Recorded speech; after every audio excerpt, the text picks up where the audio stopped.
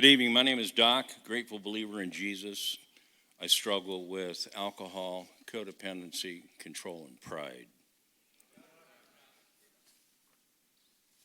Did I say my name? You know, sometimes you get up here and you forget if you say your name, right?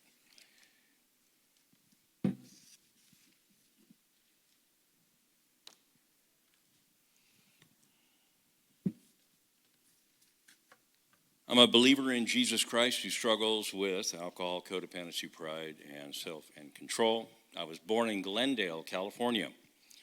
I did not have a father until I was 6 years old. I always wondered why I didn't have a father. I felt abandoned and unloved by a man I never even knew. But my mom and sisters would tell me that my father was an abusive drunk and that he used my mom's money to take out his girlfriends. So my mom divorced him before I was born. My mother was divorced from her third husband when she met Clarence Boyer. He adopted me under his last name. My last name used to be Corby. Sounds like a game show host. Don Corby. All right. Short time later, he married my mom, took in my two sisters and me. And when I was 7 years old, Clarence adopted me. Clarence was a good man. He would drink on the weekends, but I really never saw him drunk. He was not abusive to my mom or me or my sisters. So mom and dad worked full time. My dad's mother lived with us since the day they got married. Ruby was her name, Grandma Ruby. She would take care of the house while us kids while my mom and dad would work. It was a little rough for the first couple of years, but things turned out okay. I felt like a normal kid. We went to Disneyland the first couple of years. We went to Disneyland and other family things like camping and picnics, barbecues. However, my parents were agnostic, so there was no church, no Bible, no conversation of God's love for me. When I was about 12 years old, I tried marijuana with a couple of kids who turned out to be, as my mother put it, not quite the right kind of kids to hang out with. I lived in a cul-de-sac in a subdivision of homes in North Hollywood, California. We did the normal thing like play football, three flies up, hide and seek. When I was 14 years old, I started sneaking cigarettes from my mom and dad and taking a few puffs to be cool with my neighborhood friends. The guys in my neighborhood were older than I was, and I wanted to be like them, so that's when the trouble started. Smoking dope, sneaking beers or hard liquor from their house. I started sneaking out of the house about 2 a.m. to meet my friends so we can go on some adventure where booze and dope, of course, were the reason to sneak out. One of the guys had a car, and we would go to keg parties where there were live bands and older women and all the hoopla that goes with it. We would smoke and drink until we had to sneak back into the house before our parents got up to go to work. By the time I was in ninth grade, I mastered getting high and drinking without my parents finding out. Then one day my mom got home early from work, and I was out in the garage smoking dope, and she busted me. I say dope, which is marijuana, as compared to today's world. Of course, I denied everything I was doing, but smoke and smell permeated the whole garage. My mom slapped me with the back of her hand and said, "How can you stand there and lie to me?" I was grounded for a while. Then after that, the adventures with more serious drugs and just about anything I could get my hands on were consumed. These were attainable by my stealing money from my mom and dad. I started stealing booze from my dad's cabinet, from liquor stores, and I was drinking and smoking before school started on a daily basis. My school grades started to slip. The sneaking out continued, and my mom and dad couldn't keep up with my behavior. So I was shipped off to my older sister's house up in Modesto. Now this is from North Hollywood to Modesto. Life transition. I moved to Modesto in the second semester of my 10th grade. Things settled down for a little bit, but my sister's husband took me under his wing and nurtured me with his drug and alcoholic lifestyle. In the summertime, I used to go with him to work. He was a truck driver who hauled peaches and tomatoes during the summer. After work, we would pick up a case of beer, meet with other drivers out by the canals, and settle down. And after a hard day's of work, slam a few cold ones, and of course, the smoke continued. In my senior year, my parents moved up from North Hollywood because my dad wanted to move out of Southern California. So I moved back in with them to finish my high school. I was still partying. I was getting A's and B's and graduated. I really didn't know what I was going to do with my life after school, so I enlisted in the Navy. But I took a delayed entry to spend summer with my friends. And that summer, some of my friends and I were on our way, of course, to a kegger party somewhere out in the middle of the country when we got into an accident that put me in the hospital overnight. I must have passed out on the way to the party. There were 5 of us packed in the single cab of a Ford pickup truck, so we were tightly packed like sardines. I was glad I wasn't the one driving when the driver decided to beat a semi-Freightliner through a stop sign. We didn't win. We were clipped at the back of the truck we were in and ended up upside down across the field, believe it or not, with no one hurt.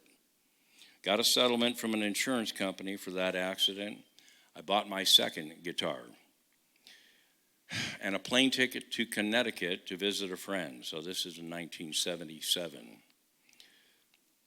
Having time before I went into the Navy for the rest of my life, I wanted to be a pilot, and I passed with the flying colors. I ended up breaking my neck diving in a swimming pool back east. I walked around for 2 weeks with my neck broke, my 5th cervical crushed, and I didn't know it. I thought I had just pulled muscles in my neck, and I was 1 millimeter away from severing my spinal cord when I flew back to Modesto. I now know that God had his hand on me then.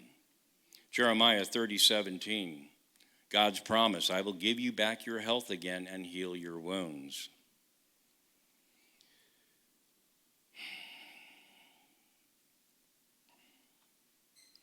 I went into the hospital the day after I flew home. I was in the hospital for 90 days in traction. I went through 11 roommates, 2 of which I went to school with. One of them was a drug dealer, buddy of mine.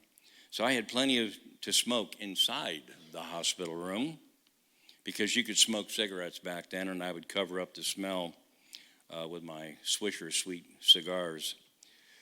That was until a nurse busted us. What was she going to do, kick me out? I was still laid up in traction with holes drilled in the side of my head. After a while, I ended up breaking down and bawled my head off from the depression because I didn't know what I was going to do with my life. My goal was the Navy. When I got out, I decided I needed an education since my career in the Navy ended. I didn't know where my life was headed. I couldn't continue school because I borrowed money from my grandmother to buy a car to go to school with. So I ended up dropping out of school. I got a job in a retail store in the mall as a salesman. That's where I met my first wife. But she was married, and I ended up committing adultery with her. I was young and dumb enough to even marry her after she divorced her husband. I was 20, she was 24 with 2 kids. She got a job as a cocktail waitress while I worked retail. She wouldn't come home till 4 or 5 in the morning, telling me that she went to breakfast with some of her working friends. Well, her adultery didn't stop with our marriage either. After 2 years of accepting her lies and excuses, I divorced her. I was brokenhearted. I felt used. My feelings were torn apart, thinking I was a good man, and why would anybody do this to a good-hearted guy like me? I moved on. I went on my way with what I knew best to do. I was 22 years old then. The bar hopping, the partying was on. In 1980, I got my first DUI on Halloween night, and I was put in jail in my Zorro costume. I looked pretty good in it, too.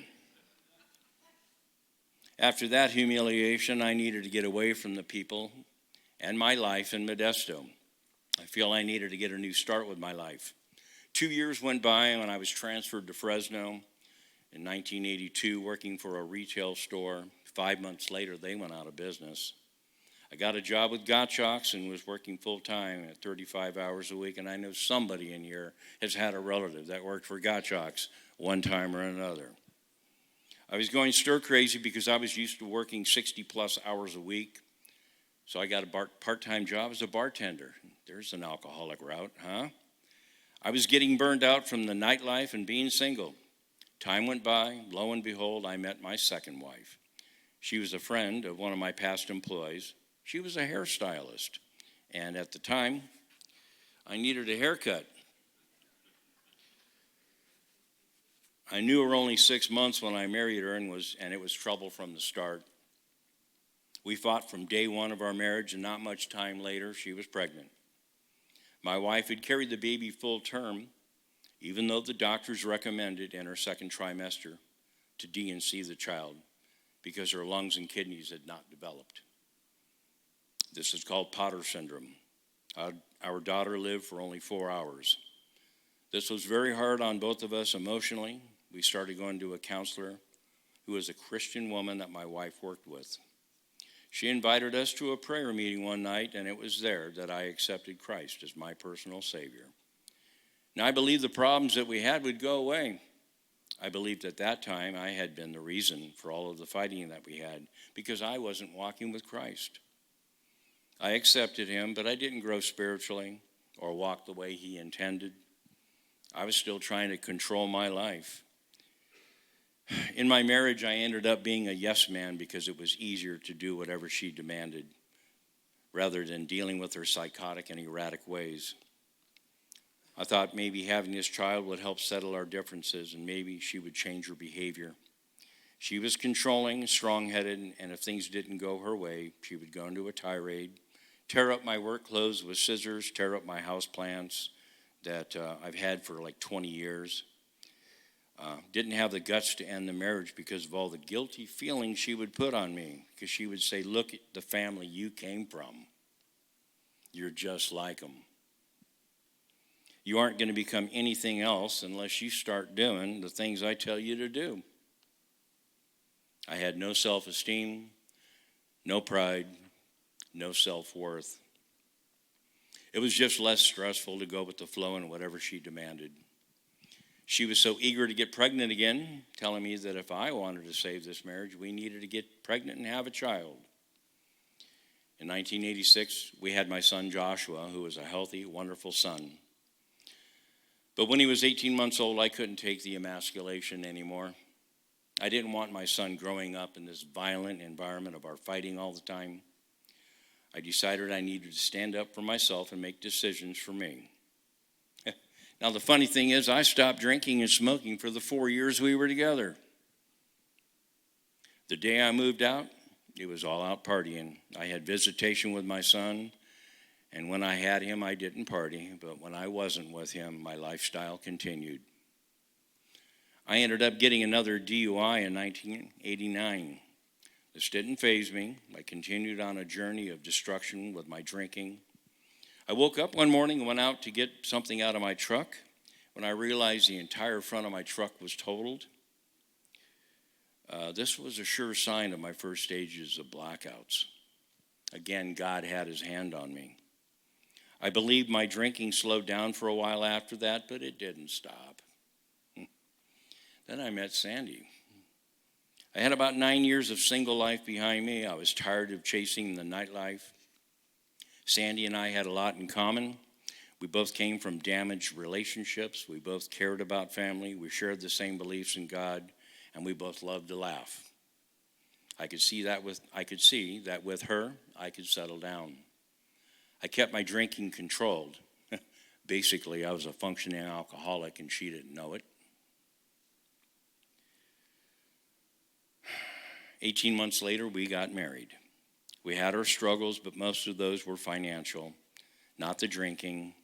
Sandy and I got married November 7th of 97, so in this November it will be 28 years. On November 8th, we moved to Salinas. I was transferred there as a manager of Circuit City. It was very hard on Sandy because I worked 16 to 18 hours a day with 10 days on and 3 days off, but I always got called in on my days off, one reason or another. We put up with this for about 10 months, and I decided to get a transfer back to Fresno. It was Christmas of '98. I had visitation with my son Joshua. He was 11 or 12 years old. We had taken him up to Modesto so that Joshua could see his grandparents, aunts, uncles, and cousins that he hadn't seen in about 5 years. When we got back home, he said he needed to call his mother. I said, sure. And that's when something went wrong. I could hear his mother just yelling at him on the phone. He started crying, and then when he got off the phone, I asked him what was wrong, and he said to me, now this is a 12-year-old, I have a right to my privacy. I didn't understand. I asked him what that meant. He just would not tell me. The next thing I know, he's grabbing his duffel bag and starts walking out the door. It was 9:30 at night. I wasn't going to let him leave. He told me his mother was on her way to pick him up. See, I was supposed to have him for 2 more days, and Sandy and I kept asking him, what did we do wrong? And he kept repeating, I have a right to my privacy. He just wouldn't talk to us. The next thing I know, his mother drives up from Hanford, picks him up, and leaves. I tried multiple times to call him for days, and he wouldn't speak to me. And then he answered the phone one day, and he said to me, just leave me the heck alone. Now, his mother, my ex-wife, couldn't stand my family because, according to her, they were trailer trash. She had a way of intimidating my son so that every time he was with me, he would get into trouble for some lame thing, like leaving his sweatshirt at my house. And he says, every time you're with your father, you screw something up. Sounds like most of my marriage through her. I'm telling you, this woman is psychotic, so to avoid her wrath, he just wouldn't have anything to do with me.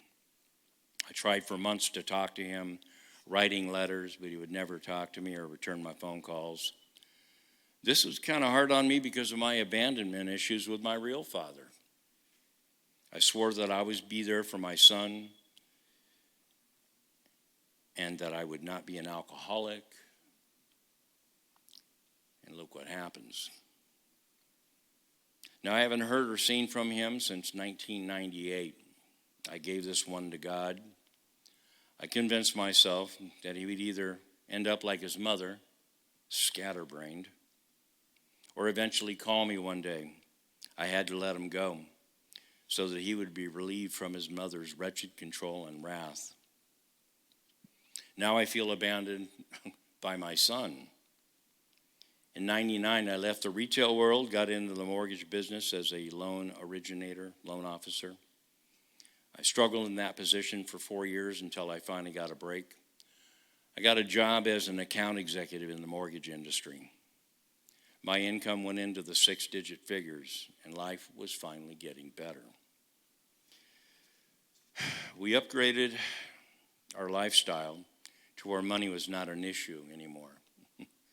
But God wasn't the main focus either. We acquired the home we loved, nice cars, money in our savings account. We had no credit card debt. We were living the American dream. And then came the big crash. The mortgage world crumbled. Everything we worked for went into bankruptcy, foreclosure, and job losses. And every company I went to go work for as an accountant were shutting down. I went from company to company. With all this stress, my drinking really got out of control. I was drinking vodka like they couldn't make enough. During that crisis, my father ended up in the hospital after a stroke and passed away from pneumonia 3 days later. They lived in Arizona. I was being sued for $50,000 from an insurance company from a truck that I sold 3 years previously. That the guy got into a DUI accident with injuries to the other people. The DMV did not have record of the release of liability. This was a lot of pressure. I was majorly stressed out. Anything that could go wrong was happening. So my doctor puts me on Wellbutrin to ease the stress I was under. One night, I passed out on the garage floor, overdosing on Wellbutrin and vodka. I ended up in the hospital overnight, and I could have died from alcohol poisoning. I was measured at 0.35. I was humiliated, but that didn't stop me from drinking. But I started to go to AA, but I continued drinking. We ended up losing our home because of the jobs I lost, the jobs of income, and then we had to move in with Sandy's parents who were in their 80s. My esteem and my pride got in my way a big time. Now I was at a point I couldn't stop from drinking. I had to drink so that my shaking wouldn't show. I was a functioning alcoholic. I say I wouldn't drink during the day, but I did. But I would consume an entire fifth of vodka every night. I was putting on a facade as if I was sick with the flu or I had asthma. It was really bad. I couldn't breathe. I would pass out every single night. And this put Sandy through hell. Because I have high blood pressure, I was on BP meds, so she thought I could die from a stroke. I really needed help, and Sandy was at her wit's end and wanted for our marriage to end, but she stayed with me. If I would get help one day. Romans 12:2 says, "Do not conform any longer to the pattern of this world, but be transformed by the renewing of your mind. Then you'll be able to test and approve what God's will is, his good, pleasing, and perfect will." One day after church, right here, I ran into a friend of mine. He and I worked together at Circuit City. After chatting a bit, he told me about CR. Sandy and I started attending CR, but I couldn't stop the drinking. My drinking got so bad that I would go to work and act like I was leaving the office to visit some clients. I would just go steal a bottle from Save Mart, drink half of it, and go to sleep off the booze at some secluded park or residence. Then I'd go back to the office and clock out when it was time to leave. I eventually got fired from my job because of poor performance. I filed for unemployment and was receiving my checks. But I was spending our only money on booze to wash away my pity and sorrows. One morning I took Sandy to work, dropped her off, went to get my booze. By 1:30 that afternoon, after I passed out, I woke up in time to pick her up from work. I drove drunk, and she knew I was drinking because the car stank like a liquor vat. So she had to drive us back home. She was furiously mad. There were times when I was driving drunk, and she was in the passenger seat going down Herndon 55 miles an hour, and I blacked out at the wheel. Sandy freaked out. Praise God, he had his hand on us to slow it down, and Sandy went through hell.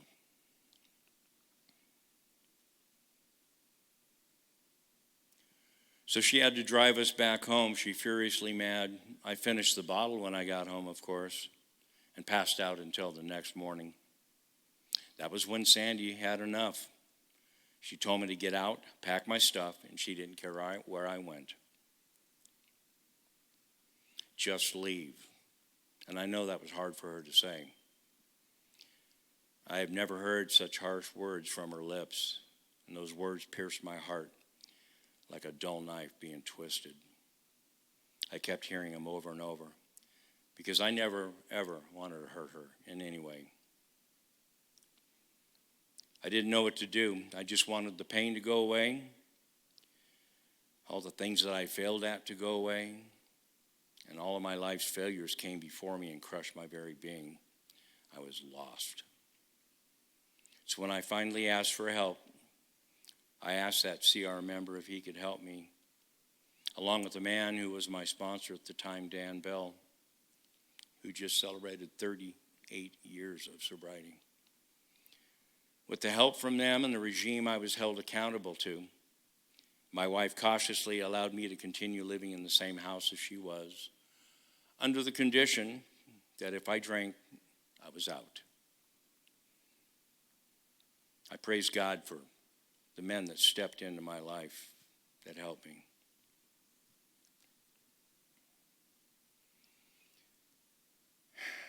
I tried to admit myself to rehab center, but they wouldn't allow me to have any income while I was in there. I think I was getting like $90 from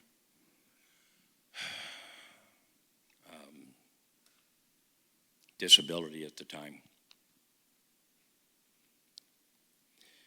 And I wasn't even able to make the payments on the only car that we had. And we were behind on the payments by like 5 months, getting harassment phone calls from the bank every day and getting calls on bill collectors every day.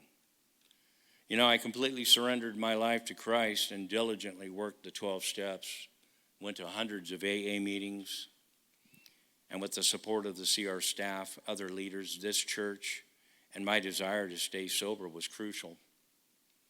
I was willing to do anything, whatever it took to stay sober. I now realize that with God and sobriety, I have nothing.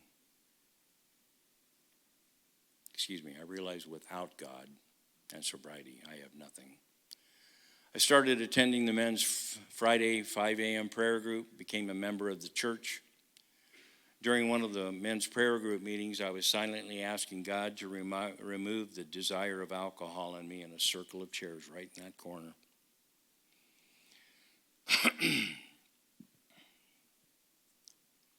It was at that time I felt a cool rush flow through me and a glow of light lift me from out of my own body. I watched myself leave myself. All of a sudden, a weight was lifted from me, and I felt a peace unlike I have ever felt before. And from that time, I think I had 90 days sobriety in me. From that time, a drop of alcohol has not touched my tongue since.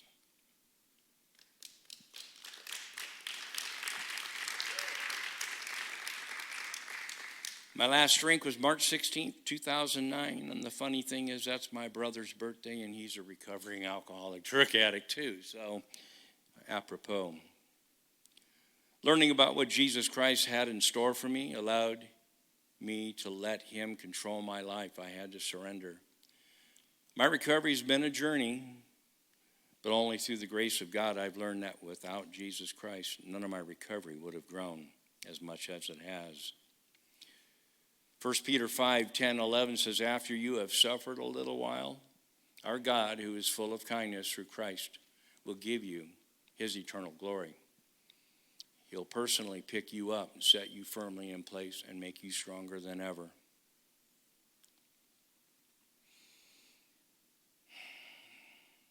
My recovery's been a journey, but only through the grace of God I learned that without Jesus Christ, none of my recovery would have grown as much as it has.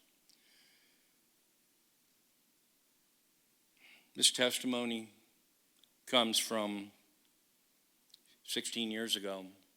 I know I need to update this because there's a lot of blessings that have happened in my life. August 27th this year was 3 years of no tobacco.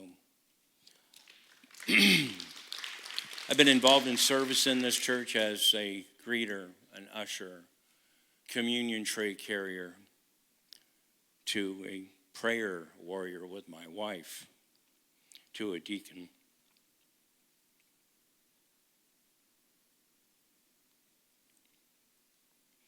There's still tough times in our life, but I don't have to drink over them. I've learned through this program of recovery with CR that I don't have to run and isolate myself in a bottle and away from God. He has a plan greater than anything I could ever.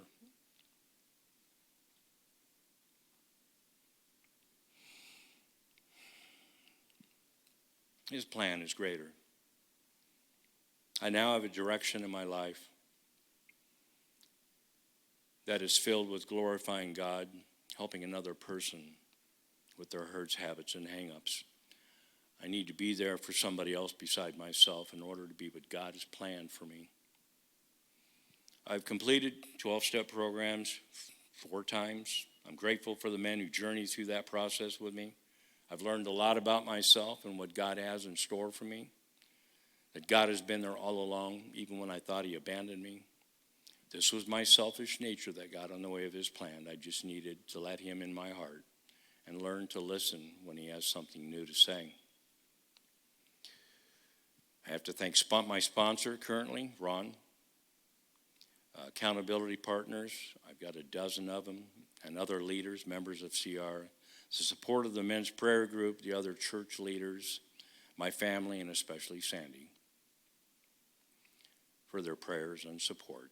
May God bless you as all of you tread this road to happy destiny. Never, never give up.